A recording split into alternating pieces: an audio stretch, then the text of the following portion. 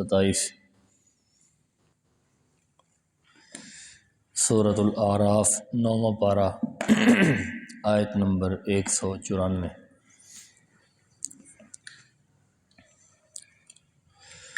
نحمدہ ونصلی ونسلم علی رسولہ الکریم،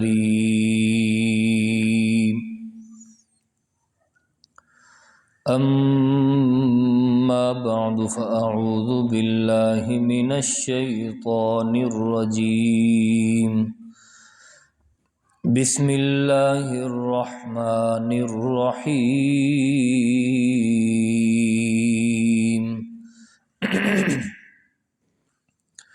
ان الذین تدعون من دون اللہ عباد امثالکم فادعوهم فلیستجیبوا لکم ان کنتم صادقین۔ الہم ارجل یمشون بها ام لهم ایدی یبطشون بها ام لهم اعین یبصرون بها ام لهم آذان یسمعون بها قل ادعوا شرکاءکم ثم کیدون فلا تنظرون۔ ان ولیی اللہ الذی نزل الکتاب وهو یتولی الصالحین، والذین تدعون من دونه لا یستطیعون نصرکم ولا انفسهم ینصرون۔ وَإِن تَدْعُوهُمْ إِلَى الْهُدَى لَا يَسْمَعُوا وَتَرَاهُمْ يَنظُرُونَ إِلَيْكَ وَهُمْ لَا يُبْصِرُونَ۔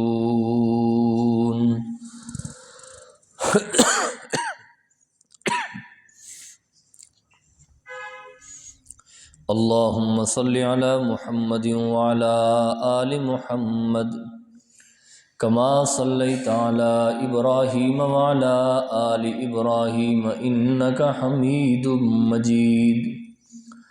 اللهم بارك على محمد وعلى آل محمد كما باركت على إبراهيم وعلى آل إبراهيم إنك حميد مجيد۔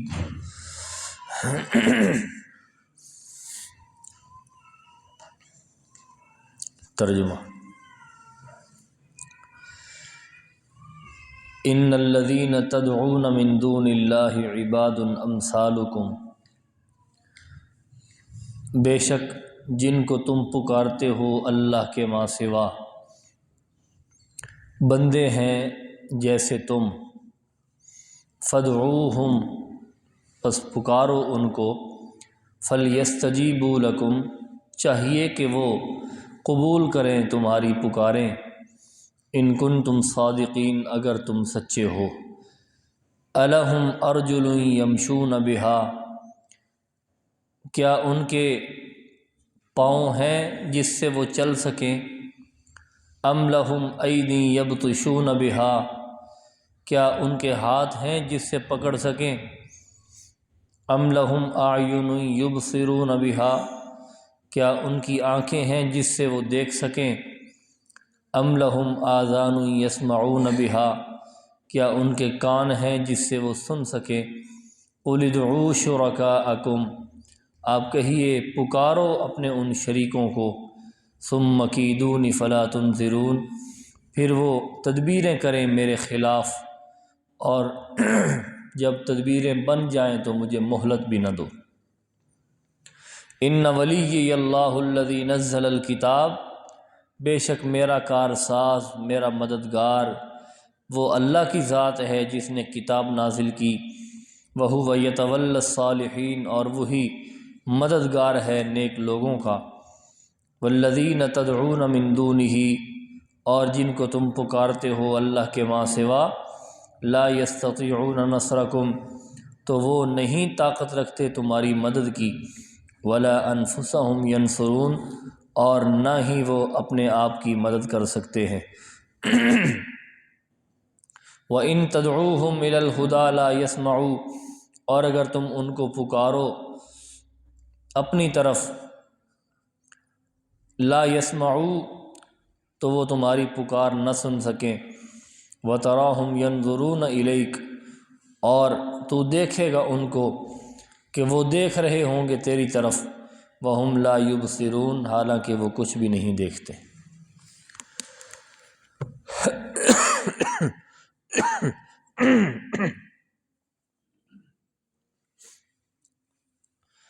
اللہ کی توحید کا مسئلہ چل رہا ہے۔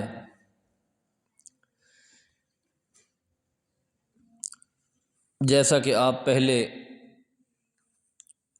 سن چکے ہیں بہت سارے دروس میں، پیچھے جو اسباق گزر چکے ہیں، کہ قرآن مجید عرب کے معاشرے میں نازل ہوا، اور وہ معاشرہ کیسا معاشرہ تھا؟ شرک زدہ معاشرہ، جہاں پہ ان کو اللہ کی پہچان نہیں تھی، اللہ کی توحید کی معرفت نہیں تھی۔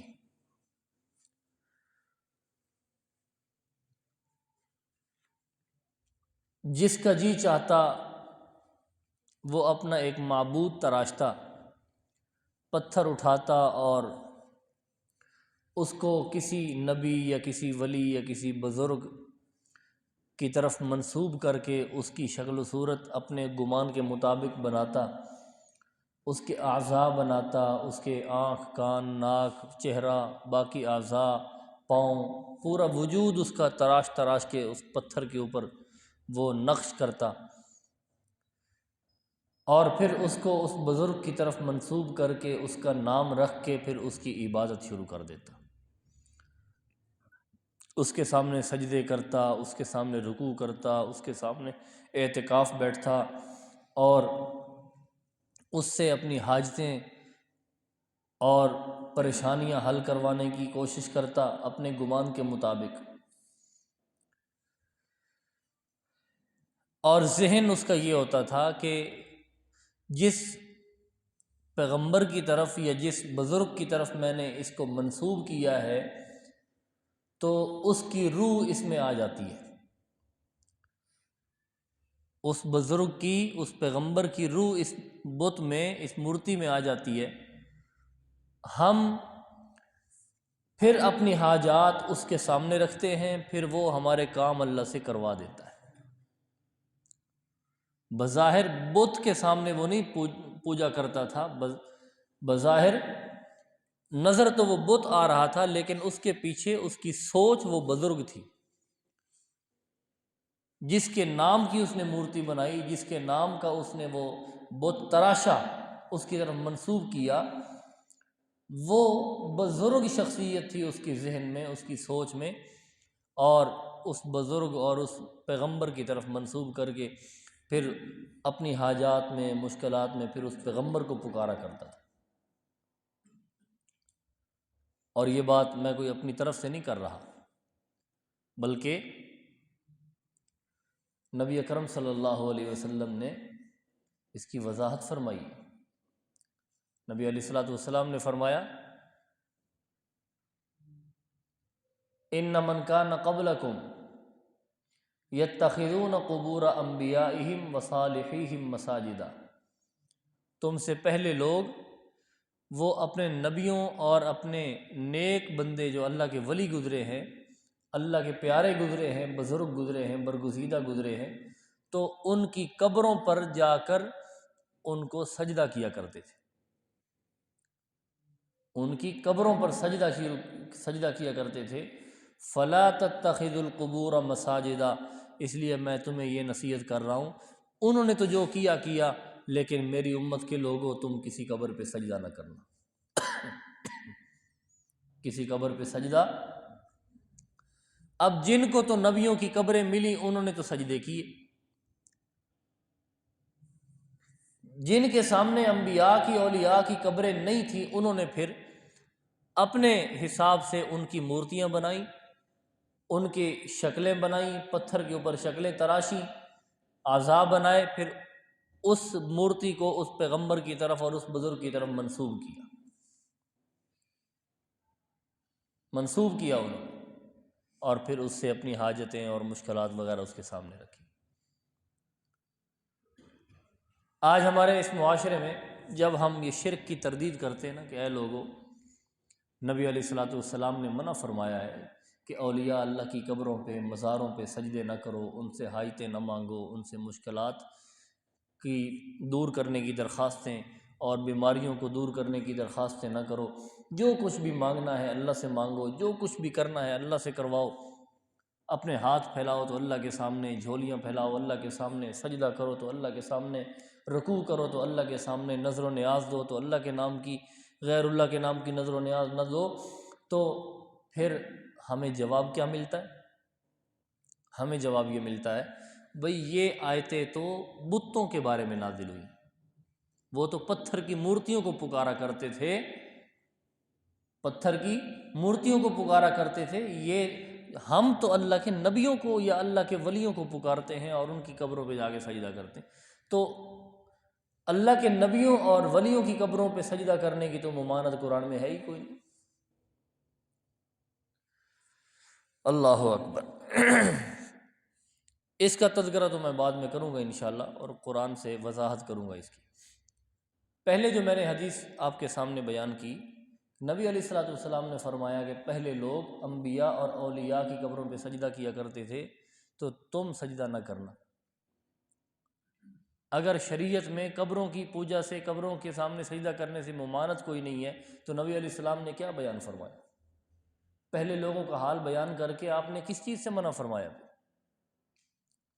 واضح طور پہ نبیوں کی قبروں کا نام لیا، اولیاء اللہ کی قبروں کا نام لے کر فرمایا۔ اور مرض الوفات میں، کل جمعے کے بیان کے اندر بھی میں نے یہ بات عرض کی کہ نبی علیہ الصلوۃ والسلام نے لعنت فرمائی ان لوگوں پہ، لعن اللہ الیہود والنصارى، اللہ یہودیوں اور عیسائیوں پہ لعنت کرے، وہ اللہ کی لعنت کے مستحق بن چکے ہیں۔ کون؟ وہ یہودی اور عیسائی۔ کس وجہ سے لعنت کے مستحق بنے؟ اتخذوا قبور انبیائہم مساجدا، قبور انبیائہم، قبور کس کی جمع ہے؟ قبر کی، اور آگے انبیاء کا لفظ ہے، قبور انبیائہم، نبیوں کی قبروں پہ سجدے کیے انہوں نے۔ نبیوں کی قبروں پہ سجدہ کرنے کی وجہ سے ان کے اوپر کیا ہوا؟ اللہ کی لعنت پڑی۔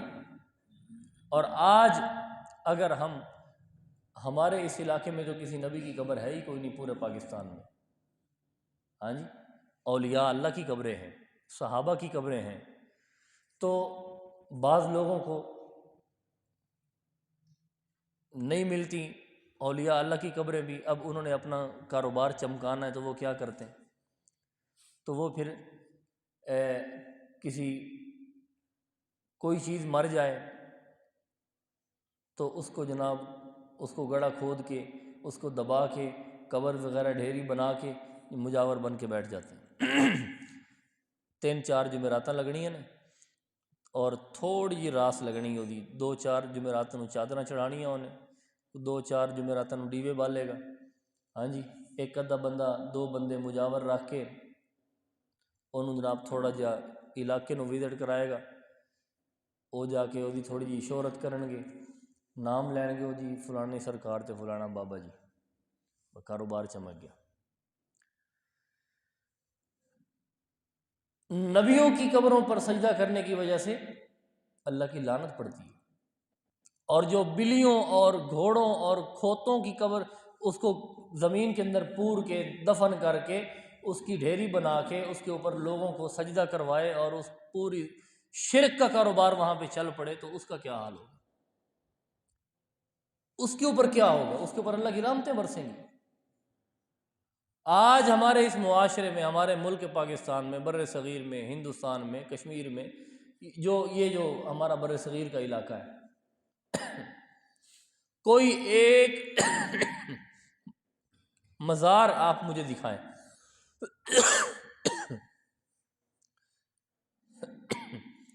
حقیقت کے اندر وہ اللہ کے ولی کا دربار ہو،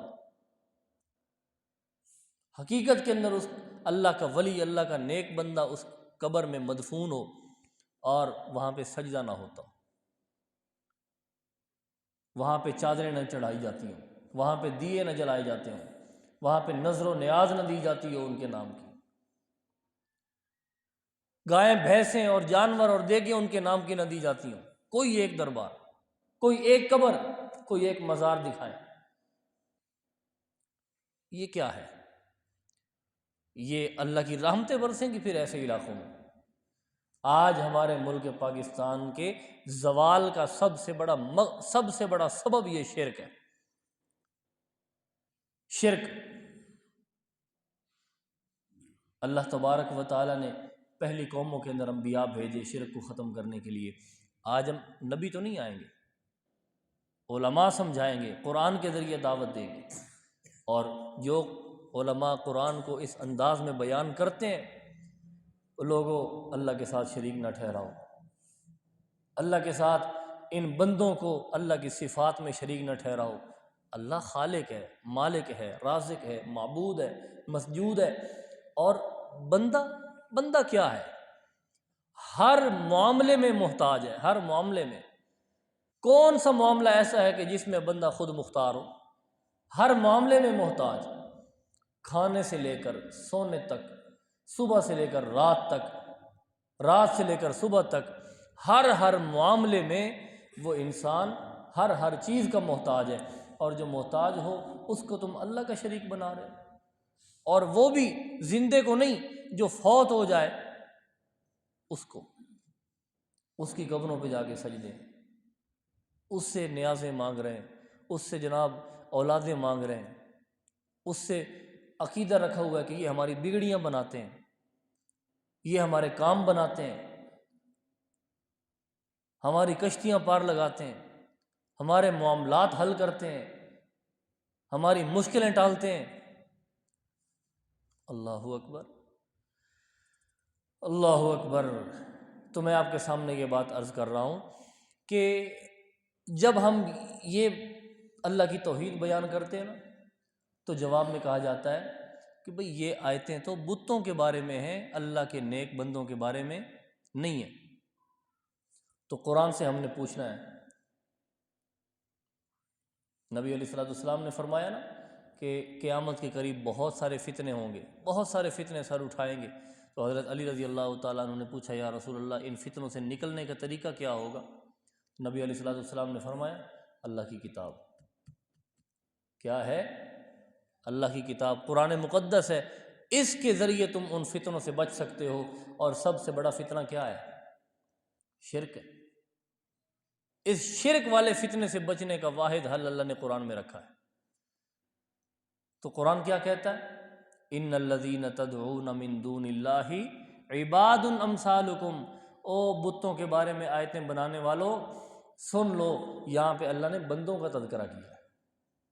ان الذین تدعون من دون اللہ عباد، عباد عبد کی جمع ہے، اور عبد کا معنی بندگی کرنے والا، بندہ، اللہ کا بندہ، اللہ کی عبادت کرنے والا، اللہ کی بڑائیاں بیان کرنے والا، اپنی عاجزی بیان کرنے والا۔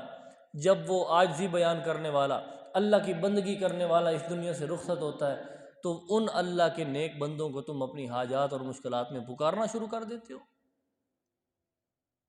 ان الذین تدعون من دون اللہ، اللہ کو چھوڑ کر جس کو بھی تم پکارو گے تو وہ کون ہے؟ عباد امثالکم، وہ تو مملوک ہیں، محتاج ہیں، بندے ہیں، بندگی کرنے والے ہیں، امثالکم، تمہاری طرح، تمہاری ہی طرح کہ وہ بھی بندے ہیں۔ فدعوہم فلیستجیبوا لکم، پکارو ان کو، تمہیں چاہیے کہ وہ تمہیں جواب دیں اور تمہاری وہ مراد پوری کریں۔ اگر تمہاری مراد پوری ہوتی ہے تو پھر دیکھتے ہیں کون سی تم مراد مانگتے ہو ان سے اور کون سی تمہاری مرادیں وہاں پہ جا کے پوری ہوتی۔ اللہ اکبر۔ آج ہمارے اس مسلم معاشرے کے لوگ حضرت سلطان باہو رحمۃ اللہ علیہ کے دربار پہ جاتے ہیں، وہاں پہ بیری کے درخت کے نیچے چادر بچھا کے بیٹھ جاتے ہیں، اور جی بیر گرے گا تو بیٹا ہوگا، پتا گرے گا تو بیٹی ہوگی۔ ہن بیری یا درخت وہ ہن پتر تے دھیاں دین لگ پے، پتر تے دھیاں دیاں خوشخبریاں سنان لگ پے۔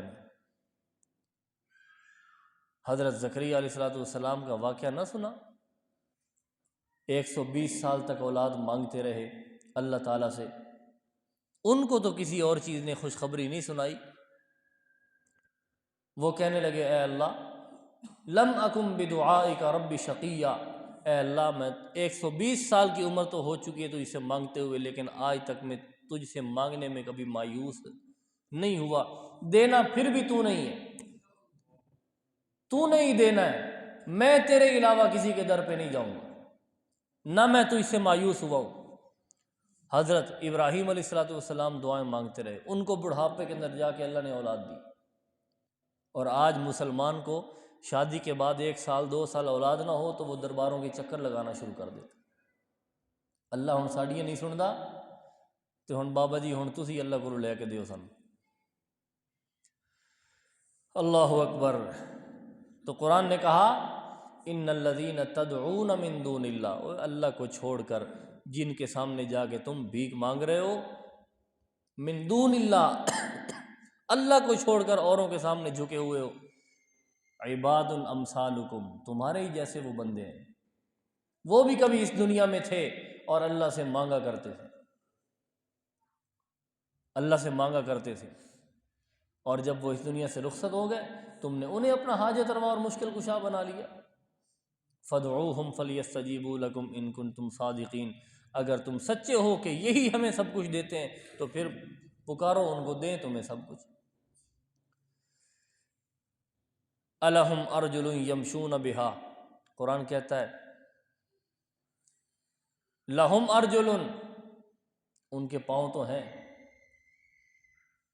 پاؤں تو ان کے ہیں، یہ جو حمزہ کا تعلق ہے نا شروع میں، الہم ارجل، لہم کے شروع میں حمزہ ہے تو اس کا تعلق ہے آگے یمشون بہا سے، یعنی ان کے پاؤں تو ہیں تمہاری طرح، کیا وہ ان پاؤں سے چل بھی سکتے ہیں؟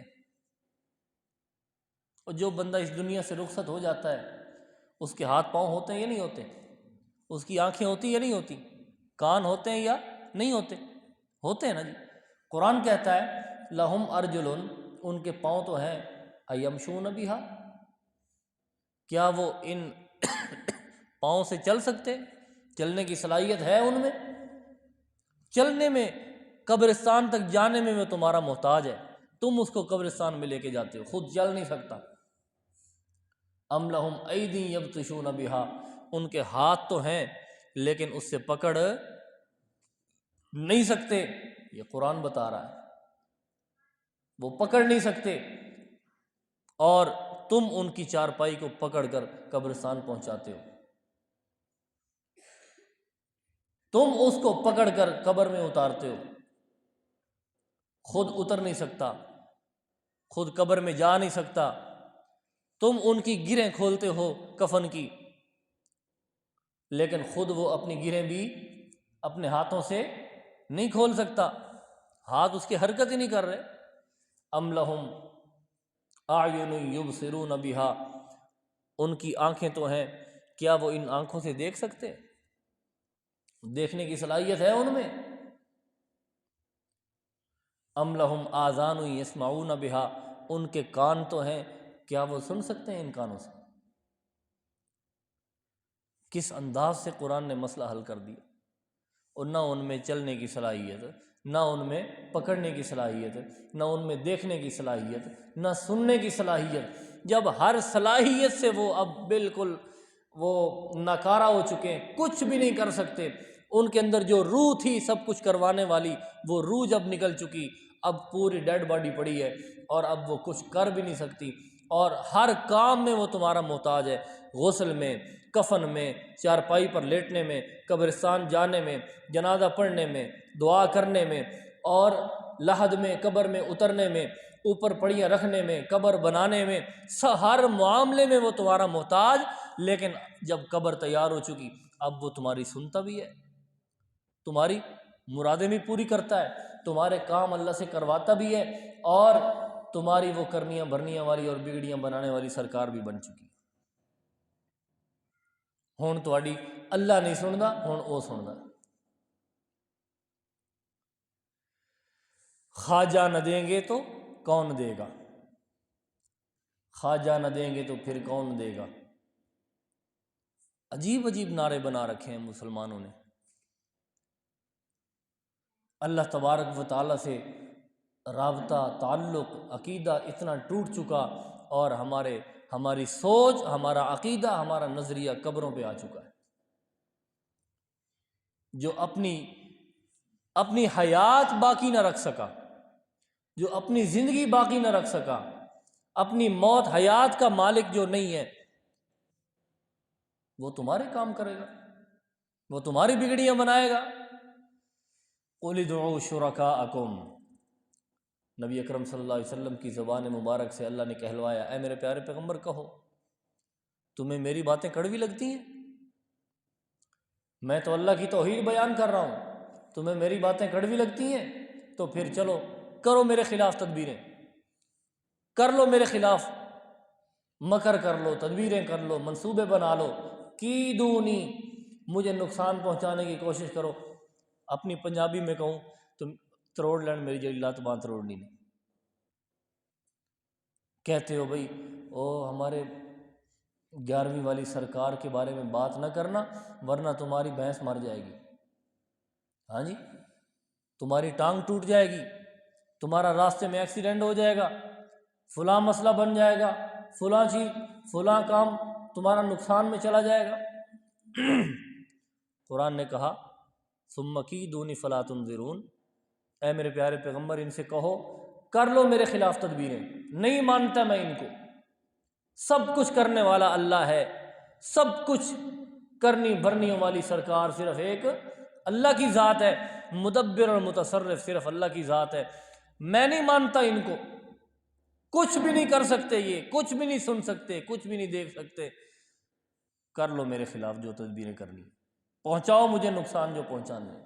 فلا تنظرون، اور مجھے مہلت بھی نہ دو، مجھے مہلت بھی نہ دو، ابھی کہ ابھی مجھے کوئی نقصان پہنچانے کی کوشش کرو، کر سکتے ہو تو کرو، لیکن کوئی بھی کچھ نہیں کر سکتا۔ کیوں؟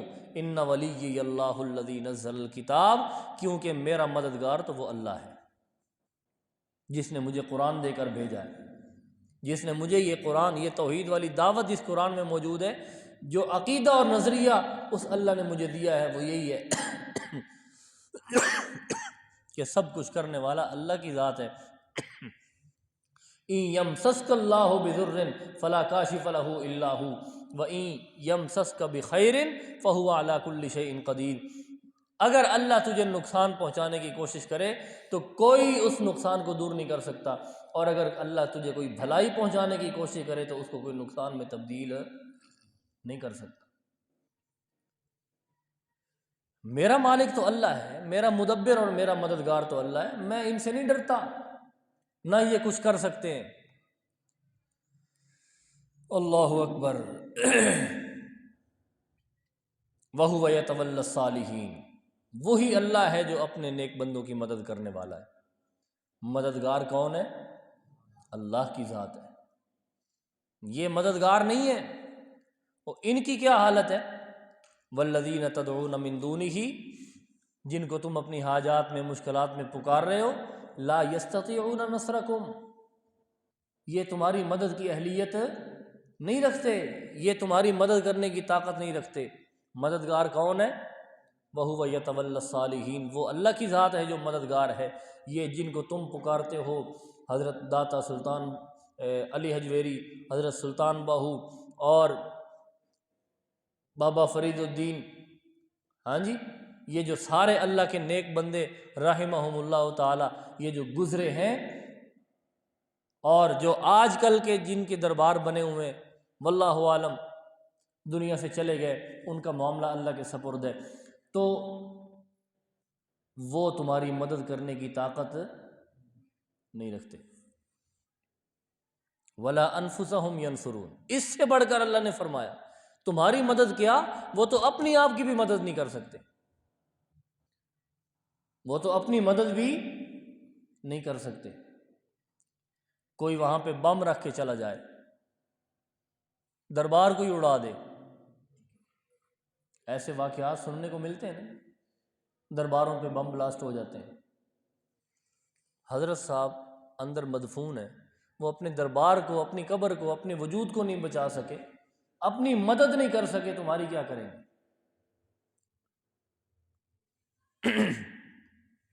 فیصل آباد میں ہمارے ادھر جڑا والا میں ایک مدرسہ، دیہات میں ایک مدرسہ ہمارا، تو وہاں پہ قریب ہی تقریباً 1 کلومیٹر کے فاصلے پر ایک دربار سا بنا ہوا ہے چھوٹا سا۔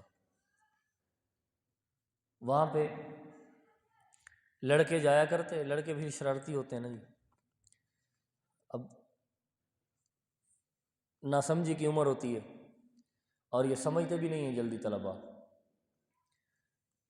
یہ وہاں پہ جاتے اور وہاں پہ جو جناب گلے بنے ہوئے ہوتے ہیں نا، گلے توڑتے، وہاں سے پیسے نکالتے اور موج مستی۔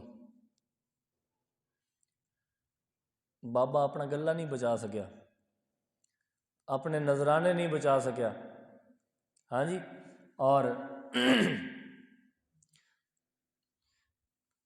دوسروں کے بابا جی کام آتے ہیں۔ جو بھی آتا ہے وہاں پہ رک کے سلام کر کے اور درخواستیں کر کے، حضرت جی ہماری شادی ہے، ہم جناب بارات لے کے جا رہے ہیں، تو ہماری خیر ہو جائے، دعائیں کر کے جاتے ہیں، سلام کر کے جاتے ہیں، اور جناب یہ مختلف کام ذمہ لگا کے جاتے ہیں بابا جی کے کہ ساڈے جاندیاں تک کر کے رکھنا جی۔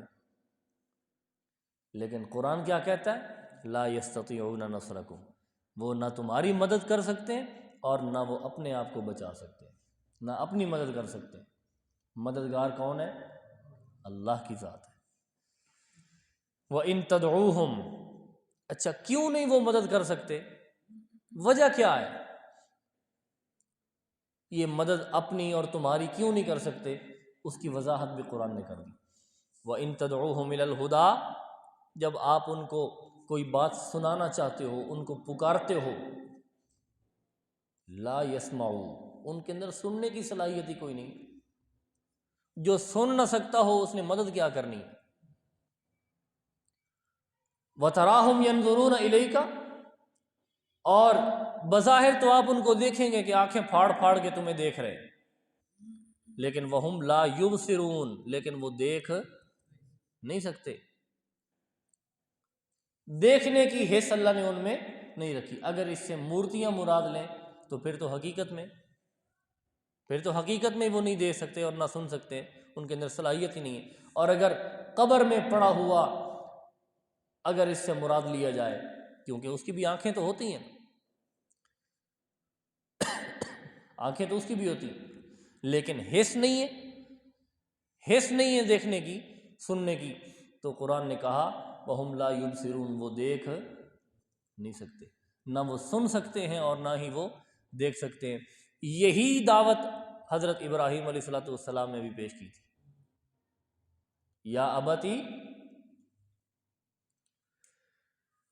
وَاذْكُرْ فِي الْكِتَابِ إِبْرَاهِيمَ إِنَّهُ كَانَ صِدِّيقًا نَبِيًّا إِذْ قَالَ لِأَبِيهِ يَا أَبَتِ لِمَ تَعْبُدُ مَا لَا يَسْمَعُ وَلَا يُبْصِرُ وَلَا يُغْنِي عَنْكَ شَيْئًا، اے میرے ابا جان کیوں ایسی ہستیوں کی عبادت کرتا ہے جو نہ سن سکتے ہیں، نہ دیکھ سکتے ہیں اور نہ تیرے کام آ سکتے، تیری بگڑیاں بنا سکتے ہیں، ایسوں کی عبادت کیوں کر رہا ہے؟ اور قرآن نے ایک اور موقع پہ، ایک اور مقام پہ فرمایا ان تدعوہم لا يسمعوا دعاءکم، اگر تم ان کو پکارتے رہو تو یہ تمہاری پکاریں کیوں جی؟ تمہاری پکاریں لا يسمعوا، ان تدعوہم لا يسمعوا دعاءکم، تمہاری پکاریں نہیں سن سکتے، ولو سمعوا ما استجابوا لکم، اور اگر بالفرض سن بھی لیں تو تمہارے کام نہیں آ سکتے۔ وَيَوْمَ الْقِيَامَةِ يَكْفُرُونَ بِشِرْكِكُمْ، آگے پھر بتوں والی آیت۔ ہاں جی، قیامت کے دن بتوں کو زندہ کیا جائے گا۔ کیوں جی؟ بتوں کو اٹھایا جائے گا، ان مورتیوں کو اٹھایا جائے گا حساب کتاب لینے کے لیے۔ قیامت کے دن کن کو زندہ کیا جائے گا؟ انسانوں کو زندہ کیا جائے گا، انبیاء کو زندہ کیا جائے گا، جنات کو زندہ کیا جائے گا، فرشتوں کو زندہ کیا جائے گا۔ اس کے علاوہ کوئی اور مخلوق زندہ نہیں کی جائے گی۔ اگر اس سے بت مراد ہے تو پھر قیامت کے دن انکار کون کرے گا شرک کا؟ اگر بت مراد ہے تو پھر انکار کیا کون کرے گا؟ یوم القیامت یکفرون بشرککم، قرآن کہتا ہے قیامت کے دن تمہارے شرک کا انکار کریں گے۔ اے اللہ ہمیں تو کچھ پتہ نہیں، کون آیا ہماری قبر پہ کون نہیں آیا ہمیں تو پتہ ہی کوئی نہیں ہے، واضح طور پہ اعلان کریں گے اے اللہ ہمیں کخ پتہ نہیں۔ وَهُمْ عَنْ دُعَائِهِمْ غَافِلُونَ، 26ویں پارے میں فرمایا کہ وہ اللہ تعالیٰ سے کہیں گے اے اللہ ہمیں کچھ پتہ نہیں، ہم تو ان کی دعاؤں سے پکاروں سے بے خبر تھے۔ تو اگر اس سے بت مراد ہے تو پھر اللہ کے ہاں وہ بت اٹھ کر جواب دیں گے۔ بھائی اس سے اللہ کے نیک بندے، اولیاء اللہ، پیغمبر، فرشتے، جن جن کو ذوی العقول، روح والے جو اللہ کی مخلوق ہیں، جنات ہیں، فرشتے ہیں، انسان ہیں، پیغمبر ہیں، ان کو جو مشکلات میں حاجات میں پکارا کرتے تھے دنیا میں، تو وہ قیامت کے دن اللہ کے سامنے جواب دیں گے اے اللہ ہمیں کوئی پتہ نہیں، یہ تجھے چھوڑ کر ہماری قبروں پہ آئے اور پکارتے رہے، اے اللہ ہمیں کچھ پتہ نہیں۔ دشمن بن جائیں گے ان کے دشمن بن جائیں گے، اللہ کو چھوڑ کر ہماری قبروں پہ آتے رہے۔ وَكَانُوا لَهُمْ أَعْدَاءً، قرآن کہتا ہے وہ ان کے دشمن بن جائیں گے۔ وَكَانُوا بِعِبَادَتِهِمْ كَافِرِينَ، اور ان کی عبادت کا انکار کر دیں گے، ان کے پکارنے کا انکار کر دیں گے، ہمیں کچھ پتہ نہیں۔ تو میرے بھائیوں، یہ قرآن کی آیات کتنی واضح و ثبوت ہے، کتنی واضح ہے کہ قرآن کہتا ہے او لوگو اس سے کہیں صرف بت ہی مراد نہ لے لینا، بلا شبہ اس میں بت بھی مراد ہیں۔ کیوں؟ اگر بتوں کو نکالا جائے تو پھر ہندو ہیں، ہندو وہ اپنے بتوں کی مورتیوں کی عبادت کرتے ہیں، ان کی پوجا کرتے ہیں، کیا وہ پھر موحد بن گئے؟ وہ جنت میں چلے جائیں گے؟ بت بھی مراد ہے، لیکن وہ مسلمان جو اللہ کے نیک بندوں کو پوجتا ہے، ان کی قبروں پہ جا کے سجدے کرتا ہے، اور ان کی قبروں پہ جا کے منت منوتی، نظر و نیاز اور بکرے چھترے ہر چیز وہاں پہ جا کے ان کے نام کی دیتا ہے، اور ان کے نام کے گیت گاتا ہے، تسبیحاں پڑھتا ہے، تو وہ بھی ان میں مراد ہے، وہ بھی اس شرک کے اندر ملوث ہیں، اور ان کا یہ عمل، ان کا یہ فعل بھی شرک ہوگا، اور قیامت کے دن اللہ کے ہاں ان کو حساب دینا پڑے گا۔ اللہ تبارک و تعالی ہمیں اس شرک والی موذی مرض سے بچائے اور ہمیں عقیدہ توحید نصیب فرمائے۔ اور عقیدہ توحید کیا ہے؟ ہر حاجت میں، مشکل میں کس کو پکارنا ہے؟ صرف ایک اللہ کو پکارنا ہے۔ اللہ عمل کی توفیق عنایت فرمائے۔